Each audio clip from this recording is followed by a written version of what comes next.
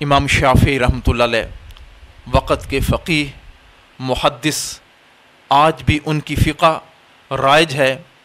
ایک مرتبہ جا رہے تھے نہانے کے لیے، ایک حمام میں تشریف لے گئے، کپڑے سادہ پہنتے تھے، ساتھ خادم بھی تھا۔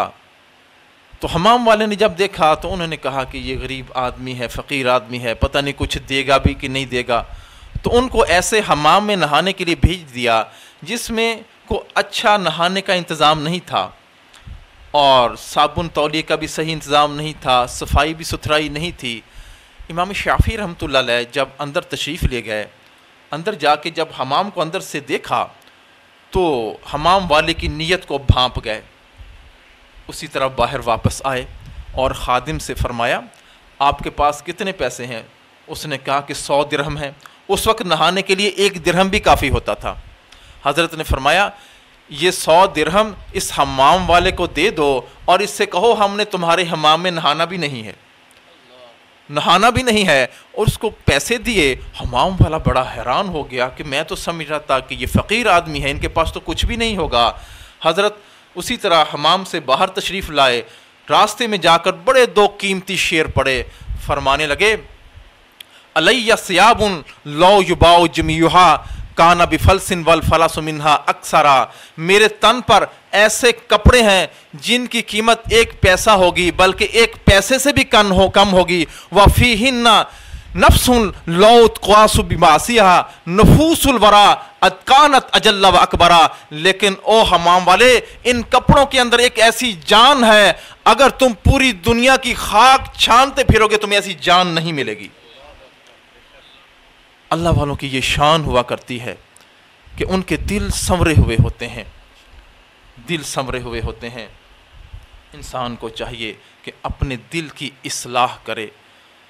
انسان عیبوں کا پلندہ ہے، عیبوں سے بھرا ہوا ہے، لیکن اس کے باوجود بھی جب یہ بازار سے کوئی چیز خریدنے کے لیے جاتا ہے، سیب خریدنے کے لیے جاتا ہے، تو دکاندار اگر داغی سیب ڈال دے تو فوراً نکال کے باہر ڈال دیتا ہے۔ 10 روپے کا سیب اس نے خریدنا ہوتا ہے تو داغی سیب قبول نہیں کرتا۔ وہ عظیم پروردگار جس نے اپنا ہمیں جنت میں دیدار کروانا ہے، ہمیں اپنی جنت عطا فرمانی ہے، وہ اس داغی دل کے بدلے کیسے ہمیں جنت عطا فرمائے گا؟ کیسے جنت عطا فرمائے گا؟ تو اپنے دل کی اصلاح کی بہت ضرورت ہے، اور اللہ تعالیٰ نے یہ جو ہمیں اعضاء یہ جسم دیا ہے، یہ ہمارے پاس اللہ تعالیٰ کی امانت ہے۔ اور امانت کے متعلق شریعت کے 3 اصول ہیں۔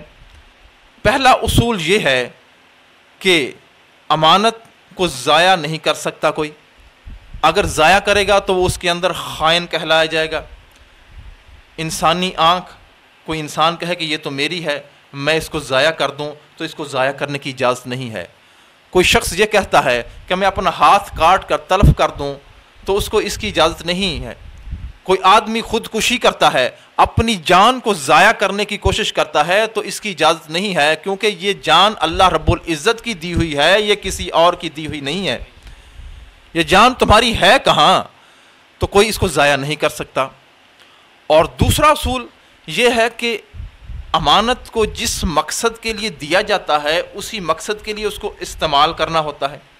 اب اللہ تعالیٰ نے ہمیں آنکھ عطا فرمائی کہ اس سے اللہ والوں کے نظر چہروں کو دیکھو، قرآن کریم کو پڑھو اور بیت اللہ کا حج کرو، بیت اللہ کی زیارت کرو، لیکن اگر ہم اس آنکھ سے غیر محرم کا پیچھا کریں گے، جن چیزوں سے دیکھنے سے منع فرمایا گیا ہے ان چیزوں کو دیکھیں گے تو ہم خائن کہلائے جائیں گے، امانت میں خیانت کرنے والے ہوں گے۔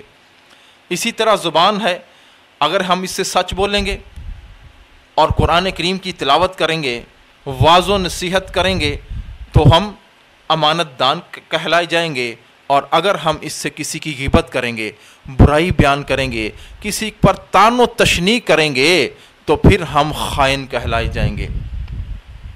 اور تیسرا اصول امانت کے متعلق یہ ہے کہ امانت کو جس طرح امانت والے نے دیا ہوتا ہے اسی طرح اس کو واپس کرنی ہوتی ہے، اسی طرح واپس کرنی ہوتی ہے۔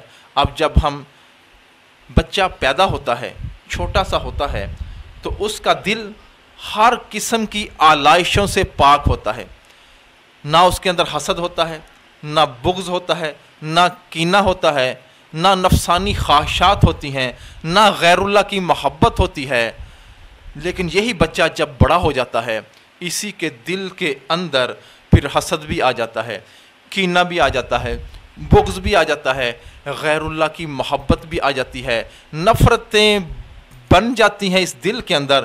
پھر یہ دل نہیں رہتا، یہ کوڑا دان بن جاتا ہے، نہ یہ بندے کے کام کا رہتا ہے، نہ اللہ کے کام کا رہتا ہے۔ کیونکہ قیامت کے دن ثمرا ہوا دل کام آئے گا، یوم لا ينفع مال ولا بنون ولکن من اتى اللہ من قلب سلیم۔